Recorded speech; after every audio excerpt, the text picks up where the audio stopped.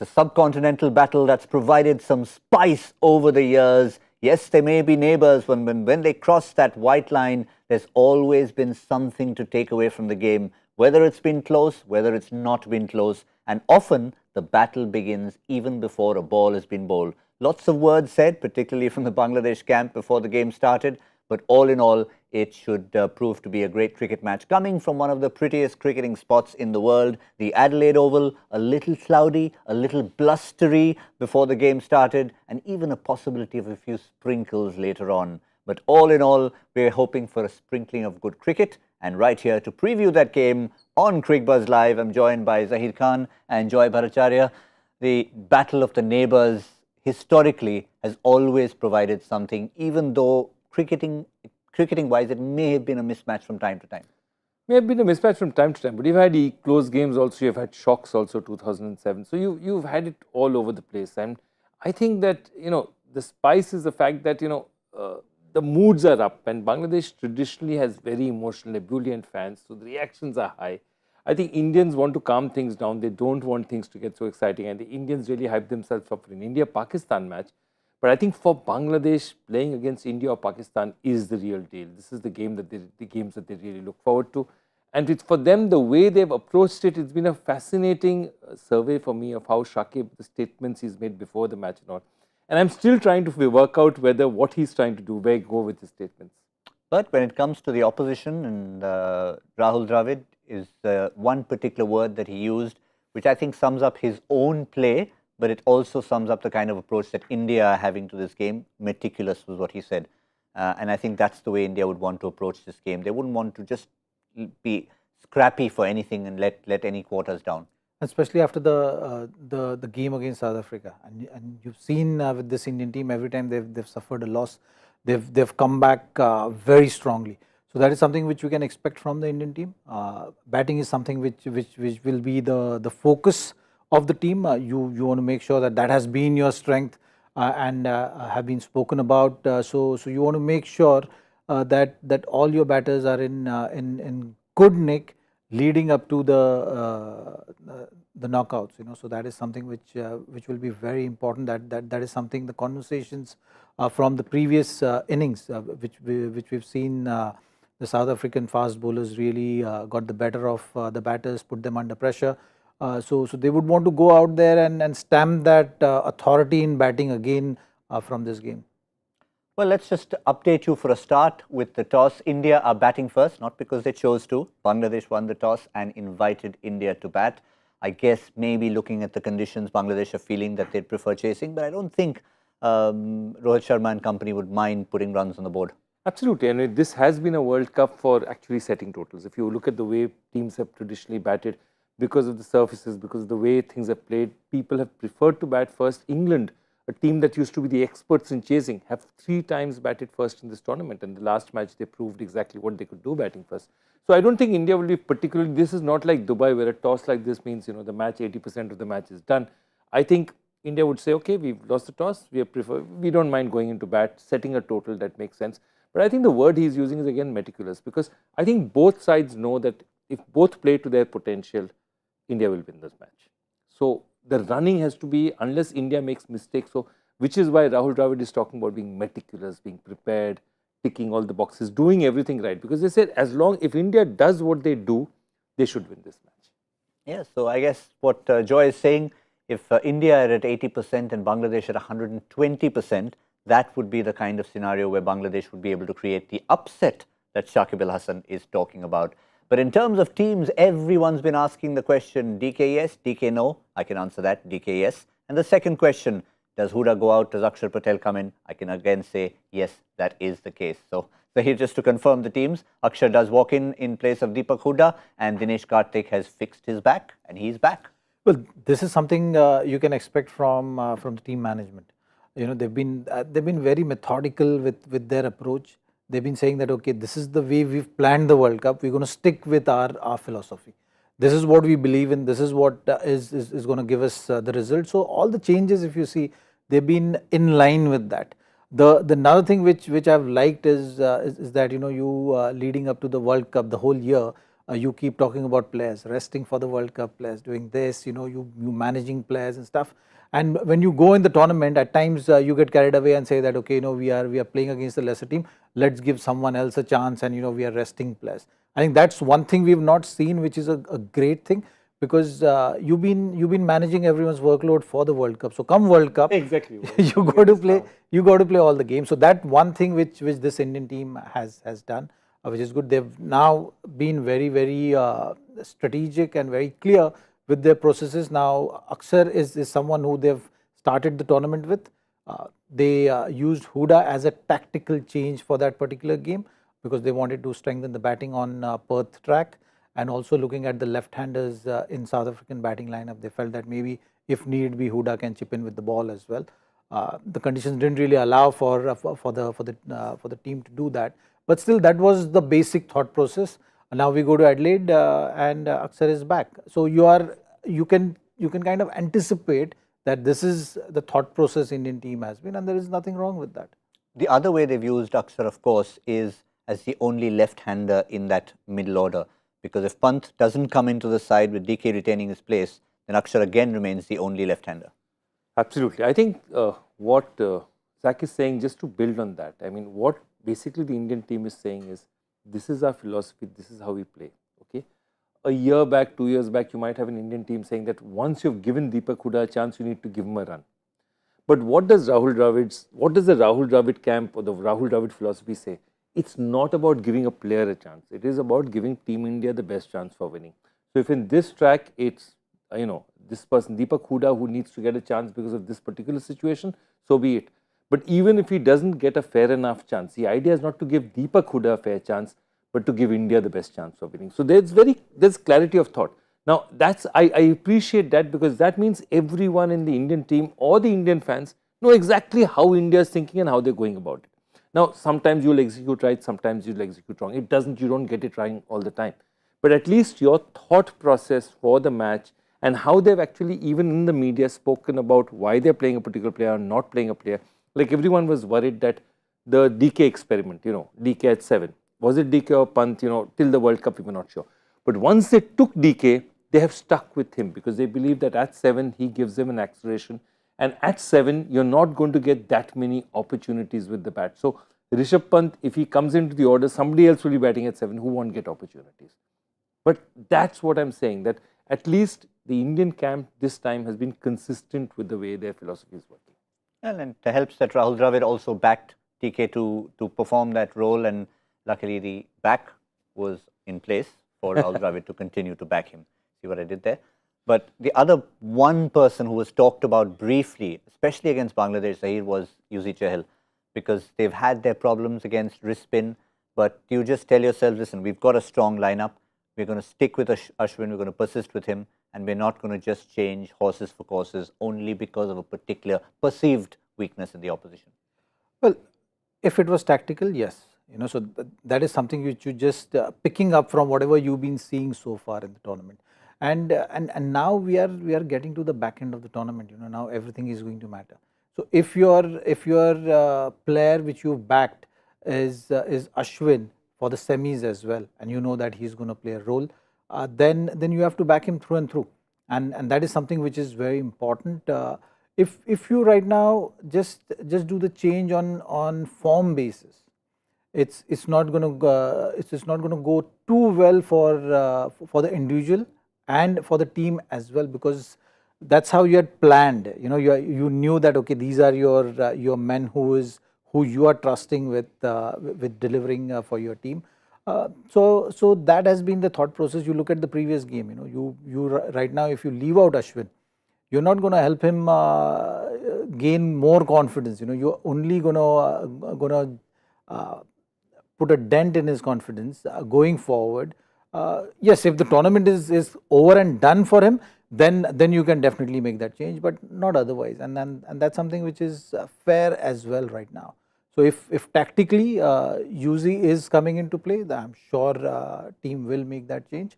But at the moment, they feel that this is their plan for the World Cup. This is their plan for the big semis and finals as well. Where they feel that Ashwin may be able to bowl with the new ball, bowl in the middle or bowl at the back end if need be. So that has been the thought process. I think then they want to stick with that. Yeah. Just in terms of a numbers comparison, while Chahal might have more wickets against Bangladesh than Ravichandran Ashwin, Ashwin's economy is significantly better than the leg spinner. But I'm sure they were not looking at numbers and trying to say, okay, listen, we're picking you over you. As Zaheer said, it's about sticking to the team that you've planned, and you're planning ahead for the knockout stage where India virtually have a foot in the door. What about the opposition? What about Bangladesh? They've made one change as well.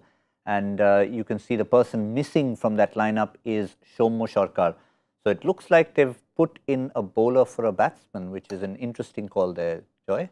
Interesting call. Look, I actually like it because I feel that Bangladesh, they bat, I think Shariful, I think Nurul Hasan will bat ahead of Shariful Islam. But what I'm trying to say is that this Bangladesh team knows that if they have to beat India, they have to bowl India out at a decent rate.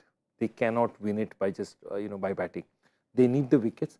And their attitude is that if their top 6 can't deliver the batting for them, nobody else can. So I think what they're saying is, here you are. You have 7 batsmen in which to deliver this result.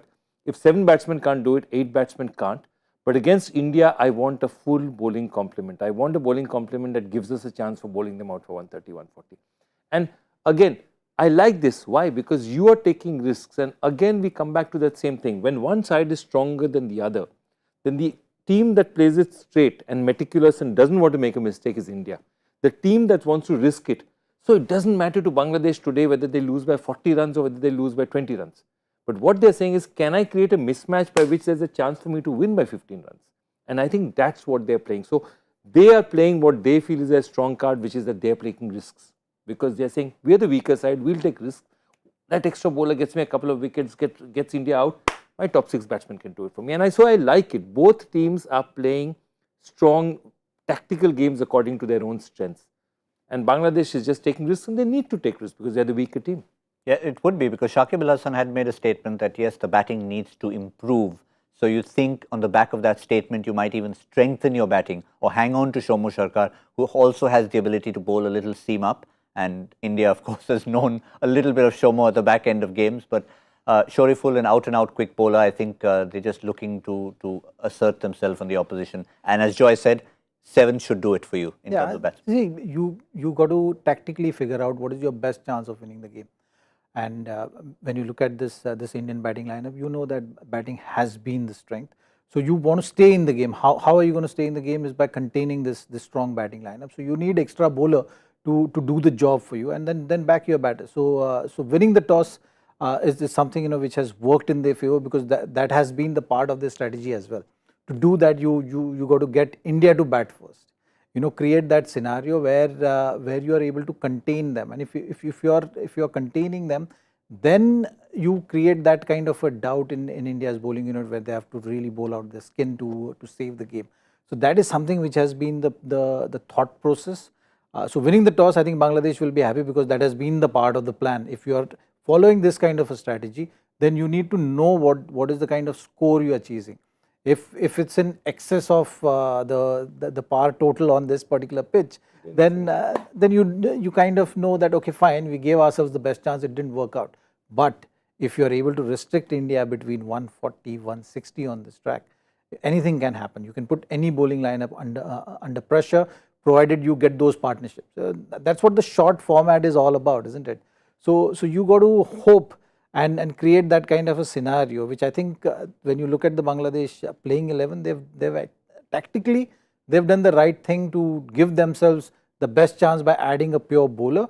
The batting anyways is going to be dependent on how Shakib Al-Hasan goes and how Afif Hussain goes about delivering in that middle phase, because the first 6 you will anyways take that chance, but the middle phase of the game is going to be crucial one for Bangladesh if they restrict India to a total which is par or just below par on this particular pitch. Joy also mentioned, yeah, that's definitely not where Shariful will bat. We'll have Nurul Hasan and Mosaddek coming well ahead of Shariful. In fact, Taskin also can wheel the willow towards the end, so he'll probably slot in just ahead of the Fizz, as it were. But the other news that we're possibly getting whispers of is that while the players were warming up, we did say it was blustery, it was cloudy, and you can get the occasional passing shower before games start in Adelaide, and that's exactly what we've got. Just a few spots. It doesn't look too threatening at the moment, but you'd rather have it now than coming in as a downpour when the game starts. So hopefully they can get it out of the way.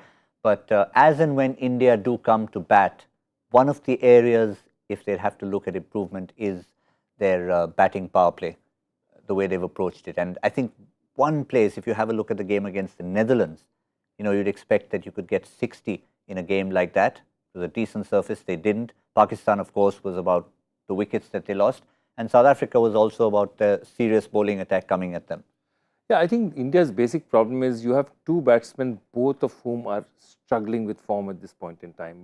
Rohit is also not really in the form that we've accustomed to see him.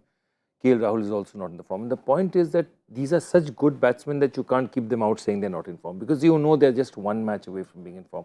So problem is neither of them are able to go and hit up front with a clear mind.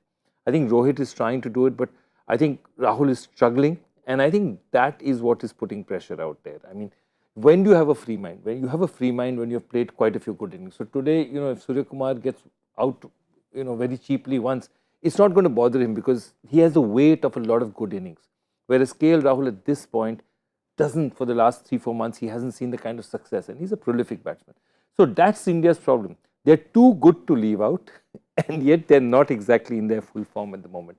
And I think that's why one of the problems is they're putting pressure because both of them are there. Had one of them being able to go with a clear mind early, it would have been easier for India.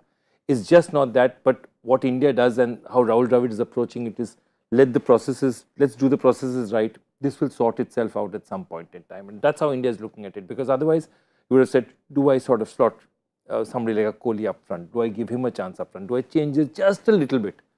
But they're saying that, look, we are doing the processes, and this is the kind of match they'll say, you know, 2 matches, maybe Zimbabwe, they get runs against Bangladesh, Zimbabwe, our openers will be in a bit of form. It bodes well for semi-finals. I mean, if everything goes right, of course. Right, at that highest level, what do you say to someone like Rahul, who's already a class player? What does his namesake walk up to and say, you know, Rahul Dravid well as well? What's the kind of thing he would whisper to him? He's publicly, of course, backed him, but privately in the dressing room, what does he say to him? I'm sure there will be conversations around the mental side of things, about, you know, how he has to manage himself. And the best thing for anyone in this kind of a scenario is to just tell the guy that, you know, you're just 1 innings away from big score. You know, that is something which is, you can keep it as simple as that. Even if you scored runs, when you are in form, you at times have to tell yourself the same thing. You know, the match starts on 0-0, so that's how you need to approach the innings. So, okay, you had a brilliant outing, but you still got to go and start afresh. You know, what are the things which have worked for you? What is the process? What we often speak about, batsmen getting in the zone. You know, so that is something which, or a bowler in rhythm.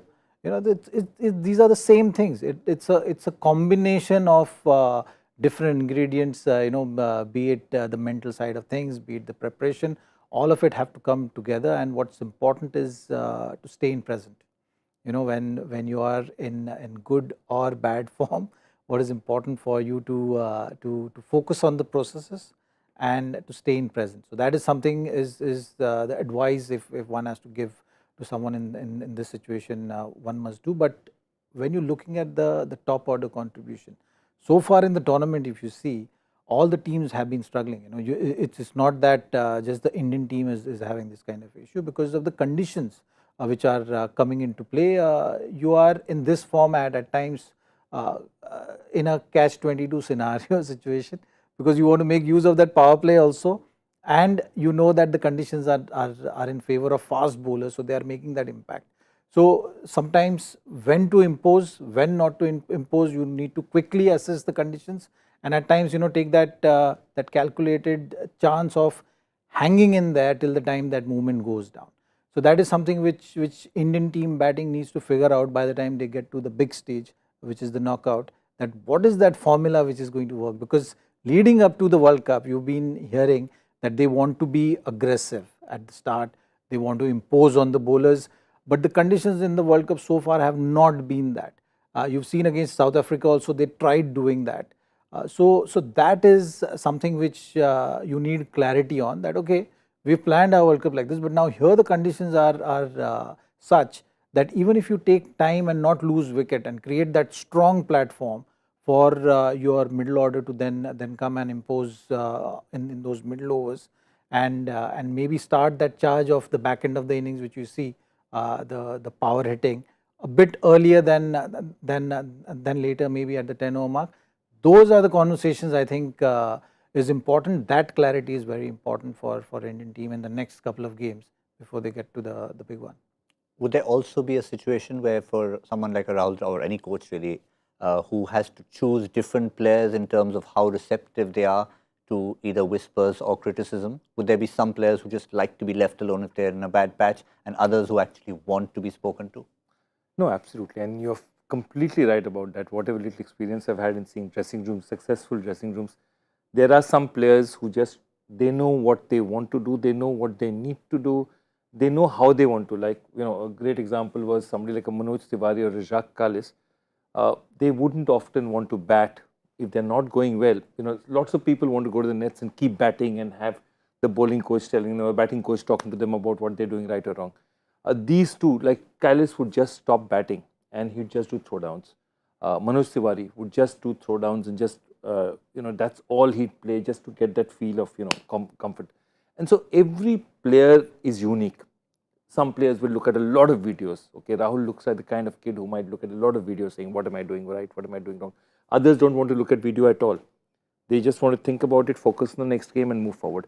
And what happens is over time as the tours happen, and especially in an international team, because you have so much time to see the players, you know who is like what, and they'll generally try and let every player decide for themselves. Because each and every player who's playing, representing 1.3 billion people, most of them, and leave the Arshdeeps aside, the young kids aside, they're experienced people, they know what their body needs, they know what they need to do to prepare. And they're not going to be too much, there's not too much lecturing in the Indian dressing room nowadays, I can promise you that. What were you like, Zaheer, if you had just come off maybe a day of test cricket and you're none for 95? So it's not easy, it's complex process, you got to be able, and you learn with experience, there is no other way. You got to figure out what works for you, what doesn't work for you, and in different situations, at times you do different things. Like for me personally, if I'm coming off injury layoff, and then you are getting back into the game, you would want to bowl as much as possible, and that is the balance which you have to achieve till the time you get in a good rhythm, and then you just stay away from practices. I used to stay away from practices if I'm in good rhythm, but if I'm not in good rhythm, then I would not look at the workload management, what is spoken of these days. You would just go and do whatever it takes to get that rhythm back.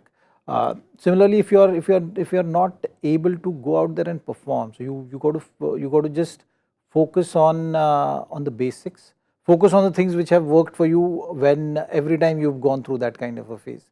And to me, it was just simple of watching all the good deliveries that I've bowled. That has been my routine, no matter how I'm doing on the field, because I knew as a bowler, if I'm getting the ball in the right areas, things will happen.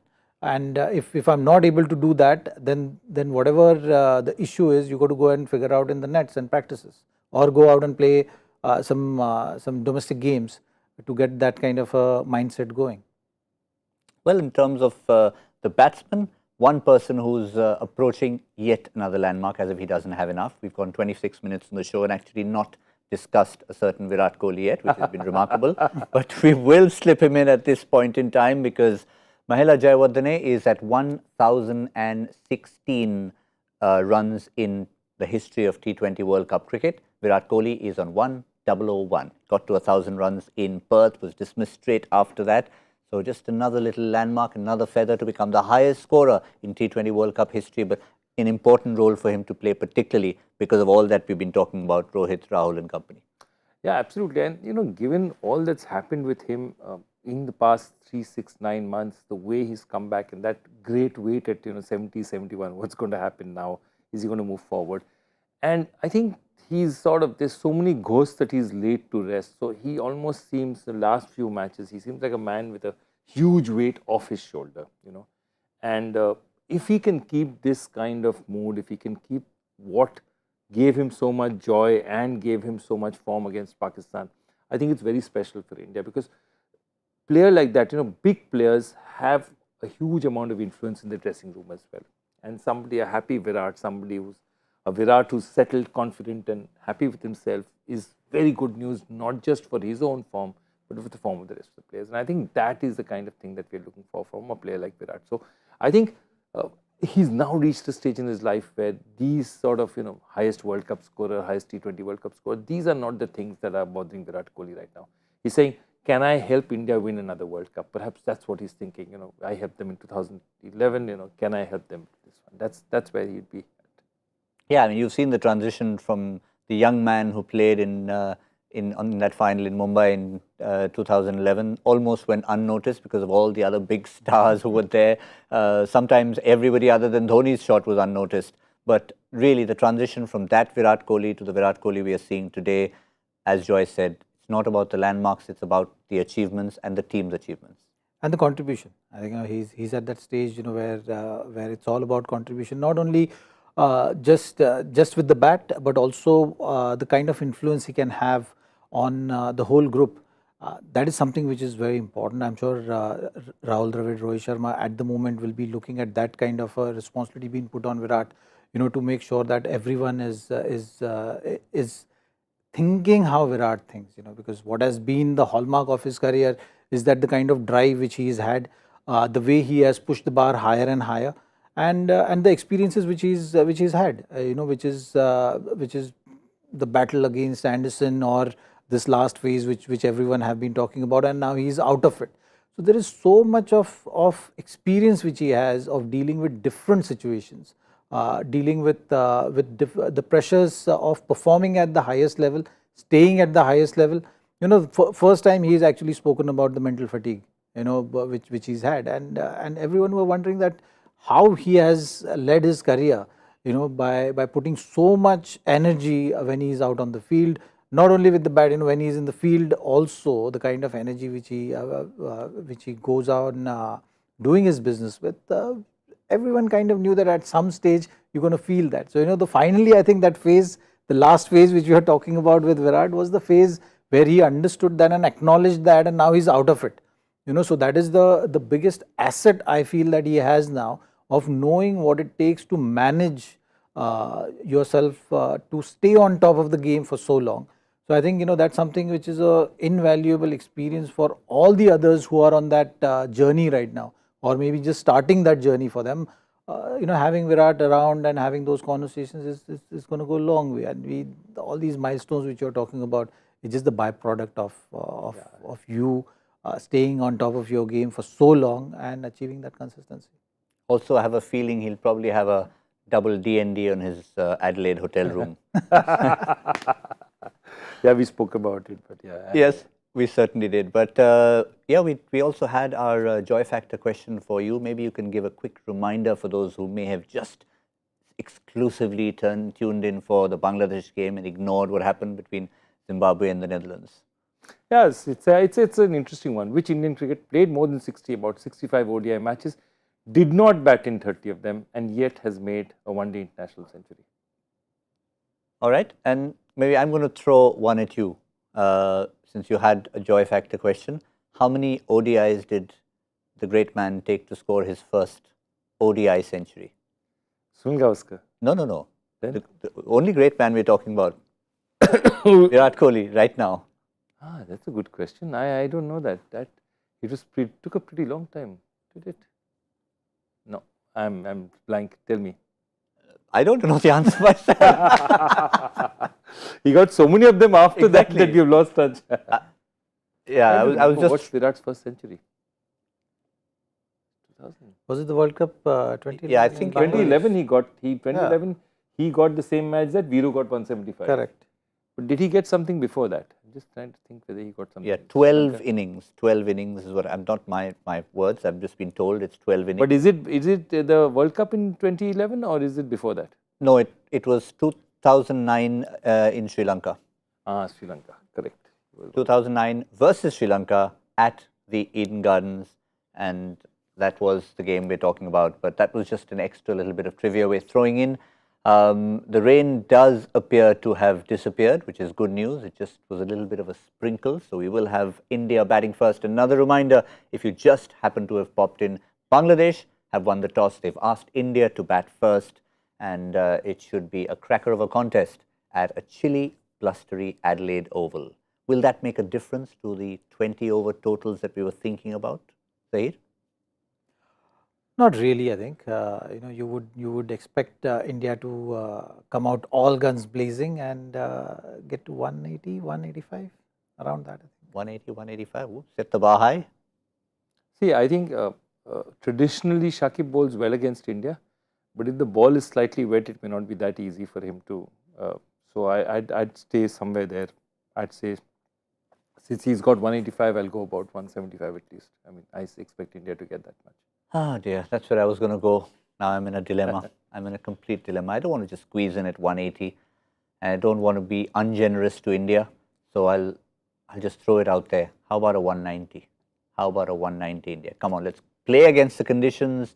Let's show everyone what the preparation for the semi-finals are, because it's in sight on the 9th and 10th. We're still not sure which one it's going to be. Still a few games to play. South Africa have a role to play. Pakistan might have a role to play as party spoilers. And of course, Zimbabwe, if they improve their game, they'll be playing India on the 6th, which will also play a factor as to which semi-final India might play. And of course, the other group, let's not forget, what happens there will also matter. That's all we have on the show. We're going to be back in the 10th over on Cricbuzz Combox to see how far India's batsmen have reached since they are batting first. Thank you, Zaheer. Thank you, Joy. We'll see all of you soon. That's all we have on Cricbuzz Live.